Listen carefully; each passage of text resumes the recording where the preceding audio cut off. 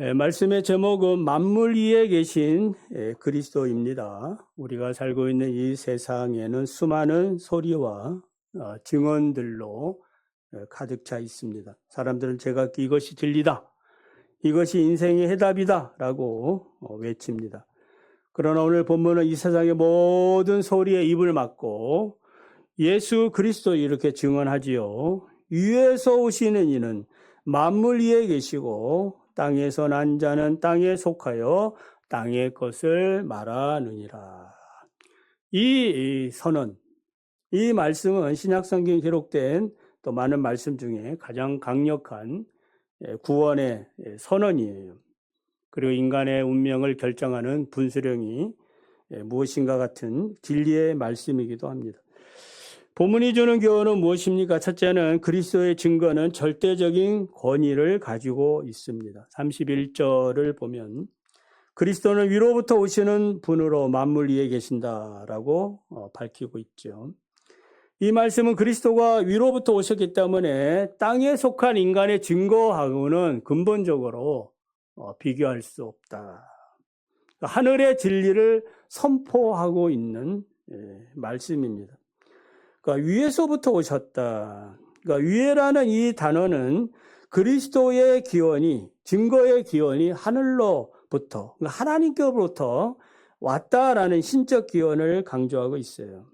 그래서 그리스도의 권위는 땅의 것에 근거하지 않습니다. 32절을 보면은 그리스도는 나는 친히 보고 들은 것을 증언한다 라고 말씀하고 있죠. 그러니까 이 말씀은 예수님께서 하나님께로부터 온 성자로서 처음부터 성부 아버지와 함께 계셨고 성부 아버지의 모든 뜻을 영원전부터 알고 계셨기 때문에 자신의 모든 그 증언들은 다 누구의 것이에요? 아버지의 것이다. 아버지의 말씀과 같다라고 지금 말하고 있는 거예요. 신명기 18장 18절 19절을 보면은 하나님께서 모세에게 말씀한 내용이 나오는데 내가 그들의 형제 중에 너와 같은 선지자 하나를 일으키고 내 말을 그의 입에 두리니 내가 그에게 명령하는 것을 그가 무리에게 다 말하리라.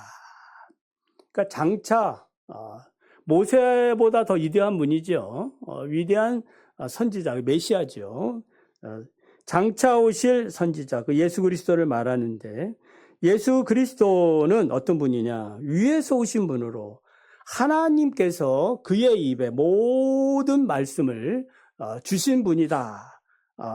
그리고 그 명령이다라고 밝히고 있죠. 평생 지구를 떠나본 적이 없는 땅에 사는 사람들이 우주에 대해서 뭐 이러쿵저러쿵 많은 뭐 주장도 하고 또 추론도 하고 논리를 제기합니다만은 그러나 직접 이제 우주선을 타고 우주 비행을 갔다 온 사람, 직접 경험한 사람, 그 광활한 우주를 보고 증언하는 것과는 비교할 수 없죠. 보고 왔는데. 그래서 우주 비행사의 단 한마디의 증언을 넘어설 수는 없습니다. 마찬가지로 구원과 영생, 천국의 비밀은 하늘에서 내려오신 자, 위로부터 내려오신 자, 예수 그리스도만이 정확히 아시고 증언하신다라는 것을 믿으시기를 바랍니다. 그래서 세상은 그리스도의 증언을 받지 않는다. 이것이 이제 이상한 거지요. 왜 그렇습니까? 땅에 속한 인생들은 하늘의 진리를 받아들일 만한 영적 기가 막혀 있기 때문이에요. 그래서 그리스도의 증언을 믿는 자가 복이 있다. 그러니까 저와 여러분이 복이 있는 사람인 줄 믿습니다. 이 증언을 지금 의심 없이 아멘하지 않습니까?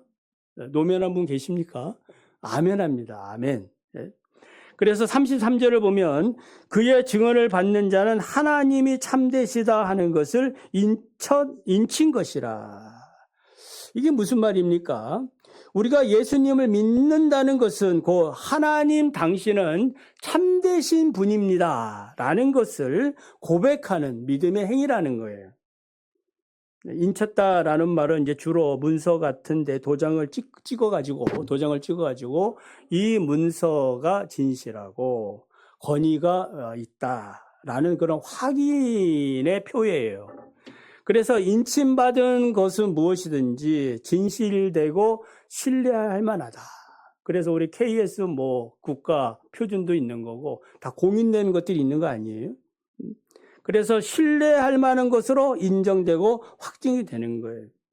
그러므로 그리스도께서 이 땅에 오셔서 하나님에 관한 증거한 모든 것이 진실되고 신뢰할 만한 것이 되기 때문에 그리스도의 증거를 아멘하고 받아들이는 사람들은 그리스도를 보낸 하나님의 증거를 받는 것이 되기 때문에 하나님을 믿는 그런 믿음의 행위가 되는 거예요. 여러분 하나님 믿습니까? 그래서 요한일서 5장 10절에 하나님을 믿지 아니하는 자는 하나님을 거짓말하는 자로 만드나니 이는 하나님께서 그 아들에 관하여 증거하신 증거를 믿지 아니함이라고 말씀하고 있어요. 물론 하나님은 피조물이 인간이 인친다 해가지고 그게 필요합니까? 본래 하나님은 거룩하시고 진실하신 그런 분이십니다. 언제나 그런 분이세요. 그러나 하나님에 대한 인침, 하나님이 말씀이 옳습니다 라고 이렇게 고백하는 것은 누구의 구원과 관련되어 있는 거예요? 바로 나의 구원과. 그러니까 중요한 거죠.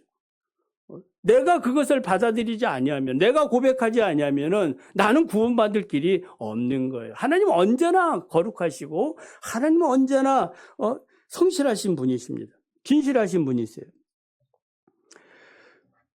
그러니까 우리가 인친다는 것은 매우 우리의 구원과 관련되어 있는 거예요. 오늘도 우리가 주님을 찬양하는 건 뭐예요? 하나님을 인치는 거죠. 하나님이 옳으십니다. 할렐루야, 주님 영광을 받으십시오. 34절을 보면은 아버지 하나님께서는 아들 그리스도에게 성령을 한량없이 주셨다라고 말씀하고 있죠. 그러니까 구약 선지자하고 그리스도하고 다른 점이 뭐예요? 구약 선지자들은 그 성령을 받았지만 제한적이고 일시적으로 받아서 하나님의 말씀을 전했거든요. 그런데 그리스도는 한량없이 아버지 하나님이 아들에게 이 성령을 부어주신 거예요. 그래서 아버지의 말씀을 증언하고 그리고 많은 표적들을 보여주십니다. 그래서 혹시 내 말을 믿지 못하면은 내가 하는 이 행위를 통하여 표적을 통해서 믿으라 라고 말씀하기도 했어요. 그래서 세례 요한은 자신은 땅에 속한 자임을 인정했듯이 인간의 모든 증거는 오류와 한계를 가지고 있다라는 거예요. 그러나 그리스도의 증거는 오류가 없습니다. 영원히 참되십니다. 왜요? 아버지께로부터 왔기 때문에. 아버지의 모든 말씀을 대언하고 있기 때문이에요. 그래서 우리가 이 진리를 믿는다면 일시적이고 땅에 속한 가르침과 철학에 흔들리지 마시고 오직 그리스도의 복음만이 영원한 진리임을 확신하며 살아가야 됩니다. 두 번째는 하나님께서는 만물을 아들에게 위임하셨습니다. 35절을 보면은 아버지께서 아들을 사랑하사 만물을 그 손에 주셨다.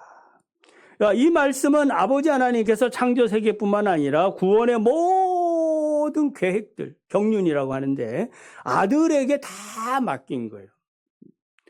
우리가 동사무소나 관공서에 서류를 떼거나 또 어떤 기업의 권리를 행사할 때 본인이 못 가면은 내 대신 뭘 써줘요? 사람을 보내 위임장 써주지요. 위임장. 그러니까 위임장을 받은 그 사람은 나를 대신해서 모든 권리를 행사하게 되어져 있습니다. 이거 합법적인 거죠. 마찬가지로 하나님은 예수 그리스도에게 자신의 모든 권한을 뭐 한 거예요? 다 위임을 했어요. 이제부터 네가 다 알아서 해라. 그래서 아들은 아버지가 위임해준 모든 권한을 합법적으로 행사하게 되어진 거예요. 자, 그렇다면 왜 아버지는 아들에게 이 모든 권세, 세상의 모든 만물의 권세를 다 위임했는가? 여기 35절의 세 가지 이유를 한 절이지만은 말해주고 있어요. 첫 번째는 아버지가 아들을 사랑했기 때문이다. 할렐루야. 사랑에서. 예? 물론 우리 이 사랑이 또 우리를 사랑하는 것으로 나타납니다. 그러니까 아버지가 아들을 향한 사랑은 무한한 사랑이에요. 영원하고 본질적인 사랑입니다.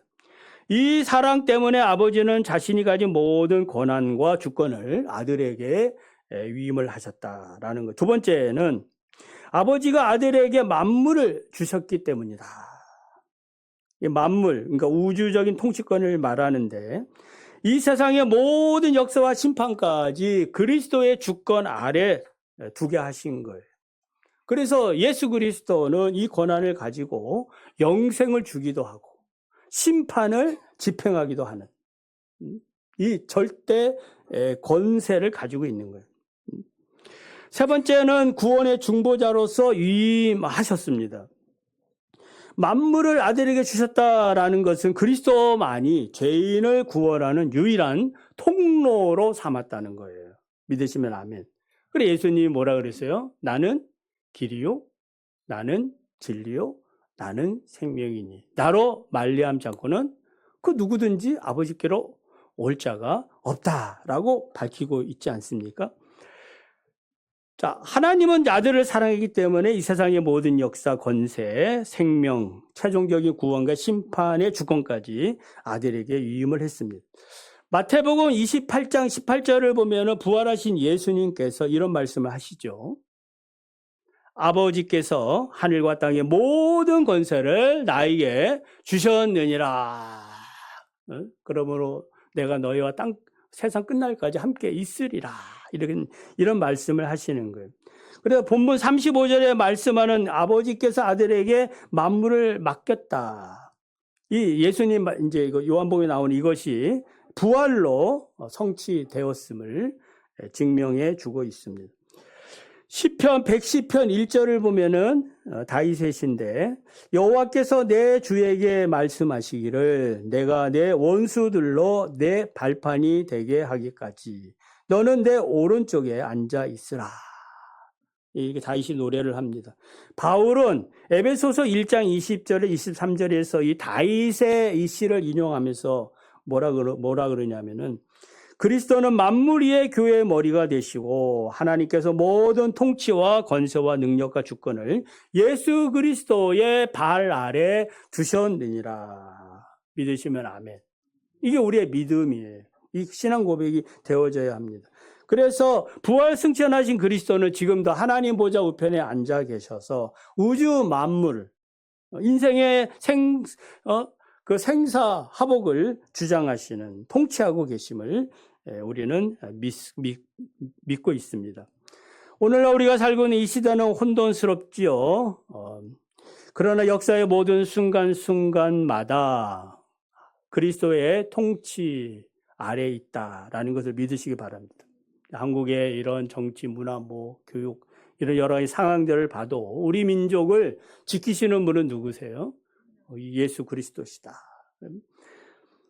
만물의 주권자이신 예수 그리스도. 이 역사가 이제 그리스도의 재림과 심판이라는 목표를 향해 나가고 있는 거예요. 그래 나의 작은 일부터 거대한 세계사까지 모든 주권이 그리스도에게 위임되었구나라는 것을 믿으시고 고백하시기 바랍니다. 그러니까 우리의 세상의 걱정과 불안 이런 것들이 있을지라도 나의 모든 삶의 영역을 누구에게 맡겨야 되겠습니까? 주님 앞에, 당연히 주님 앞에 맡기며 살아가야 될 줄 믿습니다.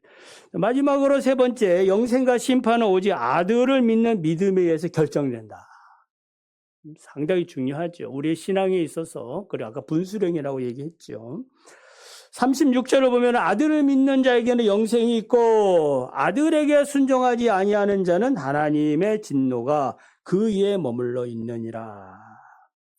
그러니까 아들을 믿을 때 얻는 영생은 미래에 주어지는 영생이 아니라 믿는 그 순간. 여러분 영생을 얻었습니까?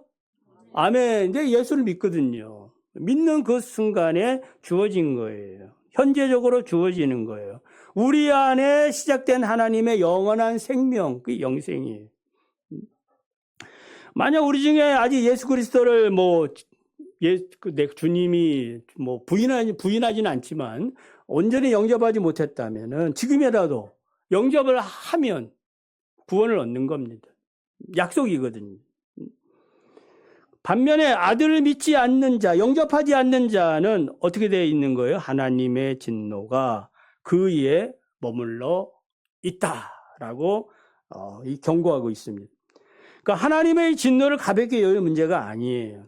그것은 죄에 대한 하나님의 거룩하고 공의로운 심판이라는 것이에요. 그러니까 머물러 있다라는 말은 그러니까 하나님의 진노가 이미 시작되고 있는 상태를 얘기해 주고 있어요. 그러니까 지금 예수 그리스도를 영접하지 않는 그 사람의 삶은 뭐예요? 하나님의 진노 아래 있는 거예요. 저주 아래 있다 이 말이에요. 여러분 행복하게 살고 싶습니까? 지금 내 형편이 불행한 상태에 있구나. 그걸 깨달으면은 이 믿음의 길로 걸어가야 되는 거죠. 하나님의 진노에서 벗어나는 방법은 한 가지뿐이에요. 광야에서 이스라엘 백성들이 불뱀에 물려 죽어갈 때 하나님은 모세에게 놋뱀을 만들어 장대에 높이 세워 쳐다보는 자는 살리라 말씀하지 않았습니까?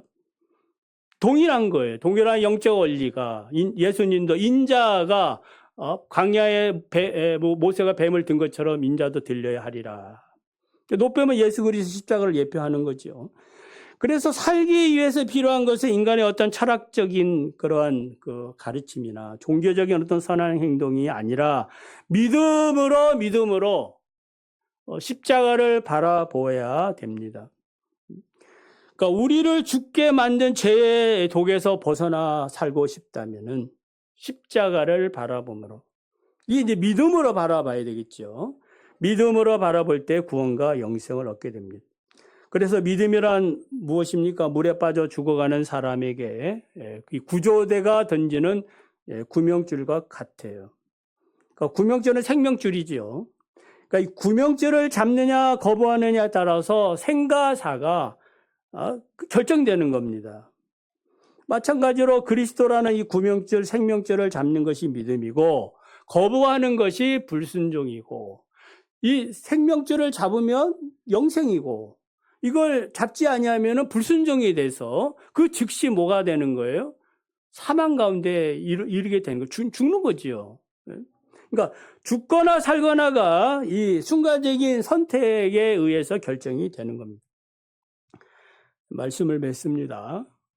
자, 오늘은 성찬식이 있습니다. 성찬식을 우리가 참여할 때에 우리의 기본적인 신앙은 어떤 신앙이어야 합니까? 오늘 말씀 세 가지를 얘기했는데 그 예수 그리스도의 증거는 절대적인 하나님의 권위를 가지고 있으신 분이다.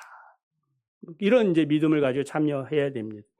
그리고 하나님께서는 만물을 그리스도에게 다 이임을 하셨구나. 그러니까 오직 그리스도만이 구원의 길이에요.